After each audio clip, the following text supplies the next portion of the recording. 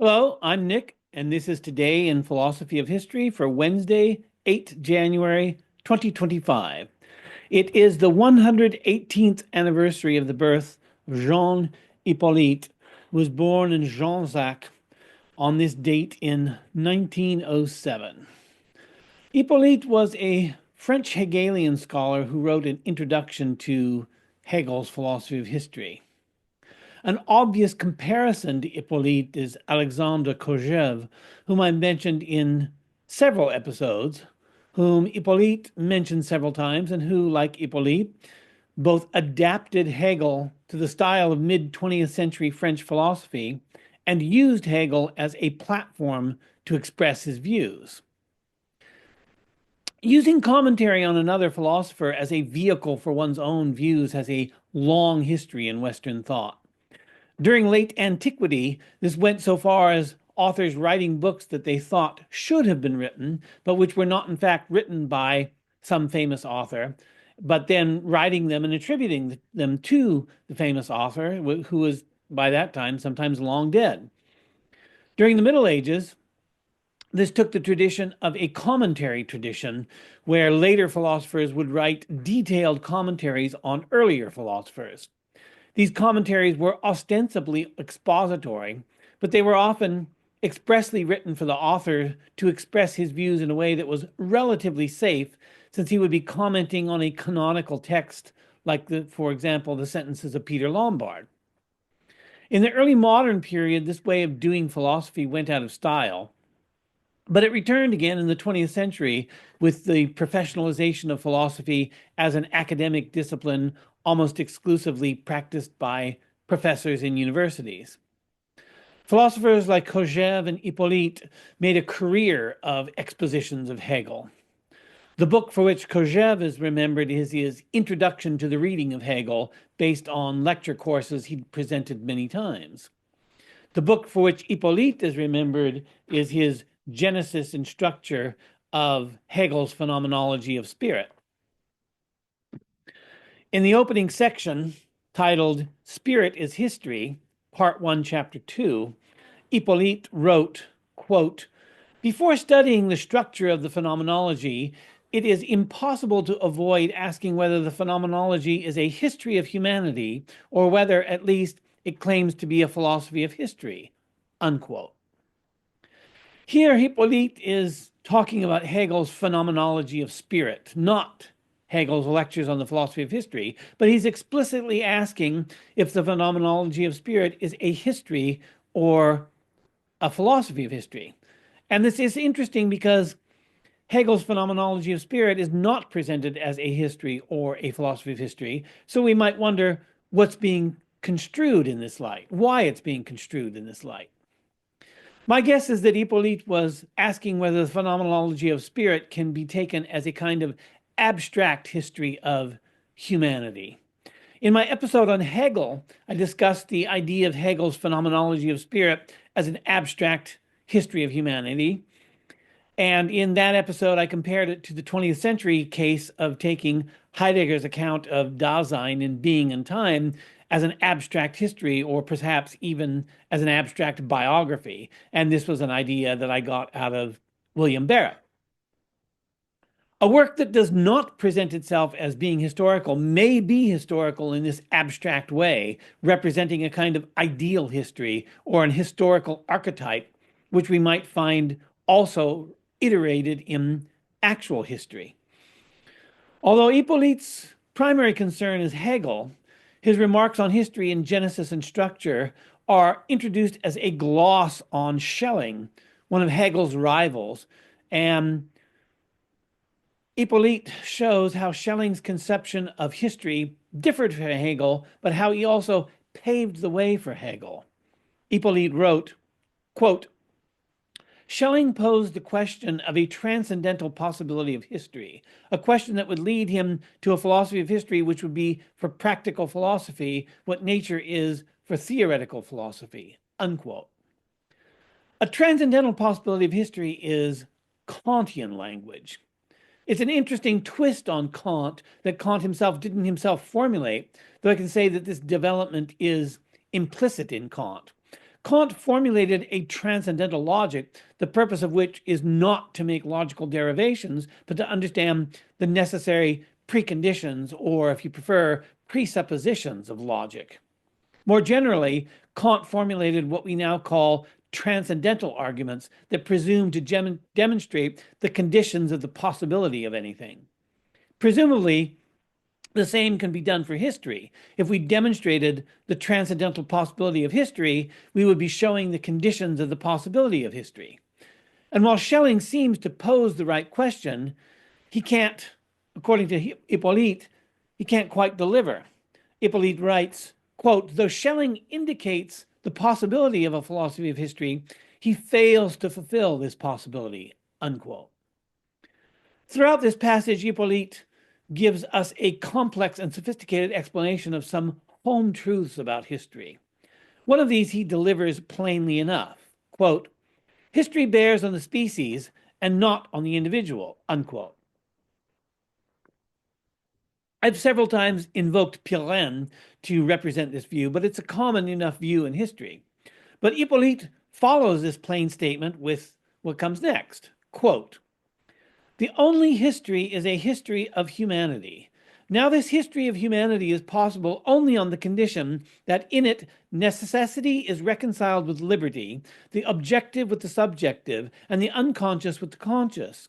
In other words, freedom must be guaranteed by an order that is as manifest and unchanging as that of nature. History must have a meaning. Freedom must necessarily be realized in it, and the individually arbitrary must play out an episodic and fragmentary role, unquote. So this combines the idea of history not being about individuals with the idea of history being always and only a history of human actions.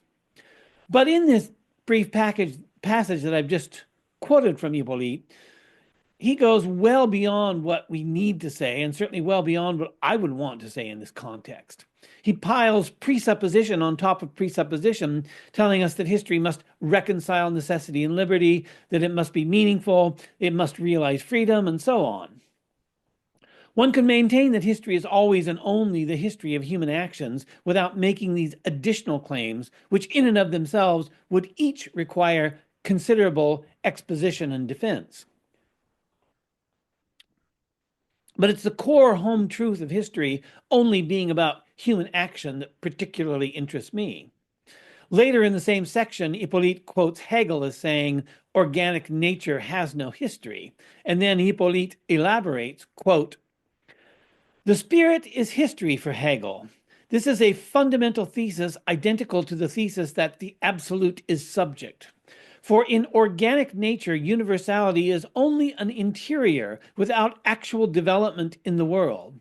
There are indeed living individuals, but life comes to express itself in them only as an abstract universal, only as the negation of all particular determinations. In other words, the meaning of organic life is death, and the annihilation of everything that claims a separate subsistence, unquote. Again, this strikes me as being a bit over the top and as claiming much more than needs to be claimed, but this is often how the French do philosophy in spite of their legendary Gallic clarity. It also is curiously at odds with Collingwood, who maintained a distinction between the inside and the outside of history. Collingwood maintained the thesis that history is only human action, as Hyppolite attributes to Hegel, he does so by making precisely the opposite claim about interiority and exteriority that Hyppolite attributes to Hegel. Collingwood said that the events of natural history, which isn't history in the strict sense, have only an outside, whereas human history has an inside, and that inside is the subjectivity of historical actors, their thoughts and feelings, which we can, Collingwood claimed, relive, and in reliving them, we are capable of understanding history from the inside, which is something that we can't do with the exteriority of natural history. The passage I just quoted from Hyppolite maintains that organic nature is only interior, with no expression in history. And I don't really know how to interpret this. I think we can see clearly enough the metaphysical lesson that's being conveyed here, which is that history bears on the species and not the individual. And this is because the individual dies out, the species lives on. So fair enough.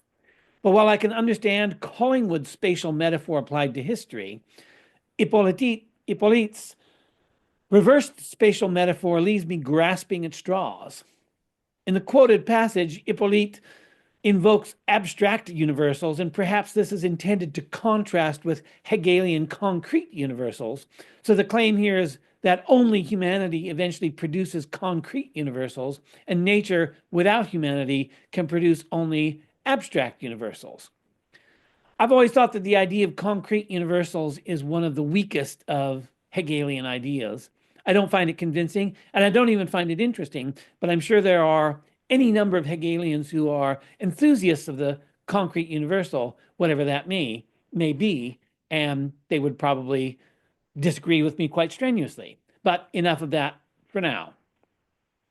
Returning to the Kantianism of Schelling, at least in how Hippolyte phrases it, Kant also held that history bears on the species and not on the individual, a view that we've seen Hippolyte attributed to Hegel and which I have attributed to Biron.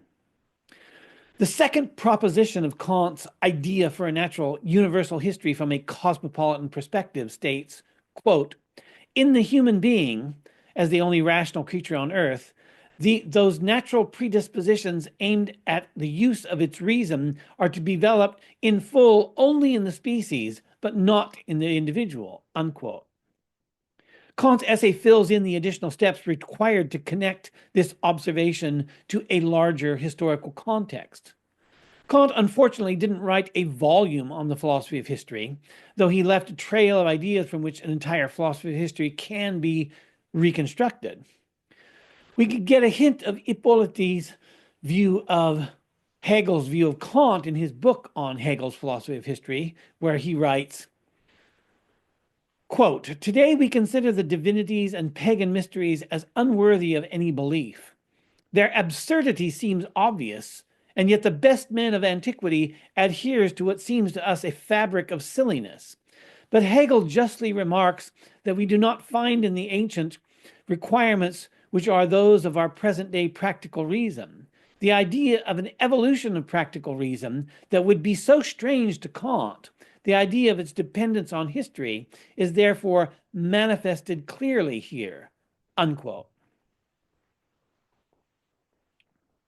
It's this idea of development that's missing in Kant, but which is central to Hegel. One might observe that Kant's Enlightenment contemporary, Adam Smith, wrote about the wealth of nations without explicitly thematizing the development or the productivity of wealth. It was like the analysis of a static commodity as opposed to the analysis of production, which you could argue is what Marx then took up later. What the Romantics supplied and what the Enlightenment rationalists were missing was time, development, history, and evolution.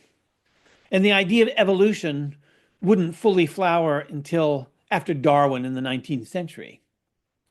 We find Hippolyte's exposition of this development at the very end of his book on the genesis and structure of Hegel's Phenomenology of Spirit, where he writes, quote, in each moment of history, the spirit must penetrate the richness of its substance, where it is entirely present under a certain aspect, just as the Leibnizian monad reflected the absolute from its point of view.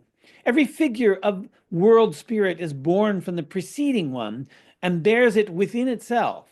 It is the negation of that figure, but a creative negation which possesses this virtue because it is always the whole that negates itself as having clothed itself in a certain determinate form, having existed there in a particular way, unquote. So Hippolyte has already there reflected an idea of passage and development. And then in the very last paragraph, he says, quote, the sequence of these spirits which succeed each other in time is history. Seen from the viewpoint of their conceptual organization, it is the science of phenomenal knowledge. The unity of these two aspects, which Hegel distinguishes from phenomenology, properly speaking, yields a philosophy of history, conceived history, and this history, far from being a digression, something separate from absolute spirit, an itinerary in God which would not concern God himself, unquote. Once again, I can say I'm not quite sure what to make of this. This is, not how I would do philosophy of history. But again, leave that aside for the moment. Hippolyte's genesis and structure of Hegel's phenomenology of spirit obviously focuses on Hegel's phenomenology of spirit. However, Hippolyte's introduction to Hegel's philosophy of history doesn't focus on Hegel's lectures on the philosophy of history. Rather, Hippolyte takes up a couple of early works by Hegel, posthumously published in 1907, and the importance of which were initially brought to philosophical attention by Wilhelm Dilthey. These writings are The Positivity of the Christian Religion and The Spirit of Christianity and Its Fate, which is also called The Spirit of Christianity and Its Destiny. The English translator T.M. Knox used fate, while the translator of Hippolyte's French text used destiny. And I'm mentioning this because destiny is a key term in Hippolyte's interpretation of Hegel. Hippolyte emphasizes two ideas in particular in Hegel, and these are the ideas of positivity and destiny, each of which figure in the titles of these youthful theological works of Hegel's. Hippolyte's book on Hegel's philosophy of history isn't long, and it's a reasonably easy read, so it's worth it to read it for yourself. Even though it's a commentary on Hegel, it's very much Hippolyte's book. And while the English translation of the prose is clear, one reviewer called it a model of the Gallic clarity that I mentioned earlier, it doesn't have the conceptual clarity that I would like to see in a commentary, and that's because it's really about giving Hippolyte's version of Hegel rather than being a simple exposition of Hegel. If I were to write a book on Hegel and say that the ideas of positivity and destiny were among the most important ideas in his philosophy of history, I would make a real attempt to articulate these explicitly. I've read Hippolyte's exposition of positivity in Hegel several times now, and I can't extract a single quote that explicitly states the conception of positivity that Hippolyte attributes to Hegel. The exposition is clear enough, but it's not explicit and it's not systematic. At times, Hippolyte writes in a way that suggests positivity is a kind of formalization in which something is made explicit. And sometimes it's more like a stipulation, that is to say, the establishment of a convention. But positivity also takes the form of historical embodiment, as when he writes, quote, "A positive religion is therefore a historical religion. It adds to what human reason, reduced to itself alone, can give, beliefs that have appeared at a given moment in time, in certain places in space, and beliefs that could not be fully assimilated by reason that come from other sources. We can therefore say with Hegel of positive religion that they are either supernatural or anti-natural," unquote. And just before this passage, Hippolyte has used Voltaire as his example of the opposite of religion reduced to things that only reason could come up with on its own, which then became deism and was very influential during the Enlightenment period.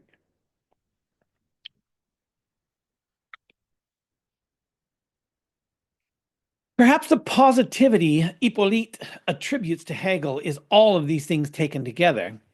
But I find it difficult to reconcile positivity as a convention with positivity as the historically given, as these things strike me as being categorically distinct. Hippolyte uses two pairs of contrasts to set off positivity, contrasting natural religion with positive religion. And the quote that I just gave, of course, is talking about positive religion, but also contrasting natural right with positive right. With the idea of destiny, we're on a bit firmer ground. Of the special role that destiny plays in Hegel's philosophy of history, Hippolyte wrote, quote, "The idea of destiny, destiny of a people, destiny of an individual, and destiny in general, more than with the idea of positivity, we're at the heart of the Hegelian vision of the world. We have been able to maintain that this is a certain conception of the tragic, which is at the foundation of the Hegelian dialectic, and which, before receiving its logical consecration by a theory of negativity contradiction, inspires the first Hegelian meditations on history," unquote. And in another place he writes, quote, the concept of destiny is full of meaning, and it appears to overflow the analyses of reason. Even more than the idea of positivity, destiny is an irrational concept. Hegel borrows the idea from a tragic vision that, with Hölderlin and prior to Nietzsche, he sees as the somber background of Hellenic serenity, unquote. The reference to Hellenic serenity is a tip-off to another of Hegel's preoccupations. Several sources tell us that Greek tragedy was among Hegel's favorite reading. For example, Merold Westphal, in his History and Truth in Hegel's Phenomenology, wrote, quote, "Hegel began his reading of Homer, Euripides, and Sophocles, as well as Plato and Aristotle, during his gymnasium years. His sister tells us that during his student years, the Greek tragedies were his favorite reading, and of these, Sophocles, whom he read uninterruptedly for several years and translated as well, his favorite author, and Antigone, his favorite play," unquote. But the Hellenic serenity of which tragedy constitutes the somber background may itself have been the background, while the tragic and the irrational may have been closer to the foreground. Bertrand Russell, in his A History of Western Philosophy, notes the tradition of reading the Greeks in this way. He wrote, quote, "Keats' Ode on Aggression Urn celebrates a religious ceremony, but not one which would fill men's minds with dark and gloomy terrors. I think popular beliefs were very largely not of this cheerful kind. The worship of the Olympians had less of superstitious cruelty than other forms of Greek religion, but even the Olympian gods had demanded occasional human sacrifice until the 6th or 7th century BC, and this practice was recorded in myth and drama," unquote. Hegel's reading of the Greeks was historically situated, and Hegel's own philosophy of history would not have scrupled to acknowledge this. Hegel's conception of history, his conception of historical peoples, and his conception of tragedy as a contrast with Greek cheerfulness are all informed by this historically situated reading. Hegel, who read Greek tragedy for enjoyment throughout his life, would have been keenly aware of this. And there are any number of passages from Hegel that underline his tragic view of history. The famous quote about history being a slaughter bench is the most obvious example. I don't have any way to prove this, but I don't think that Hippolyte himself shared Hegel's tragic view of history, and I believe that the different historical outlooks of Hegel and Hippolyte means that Hippolyte was reading Hegel against the grain, and that Hegel was being read against the grain by Hippolyte. So happy birthday, Jean Hyppolite, and thanks for listening.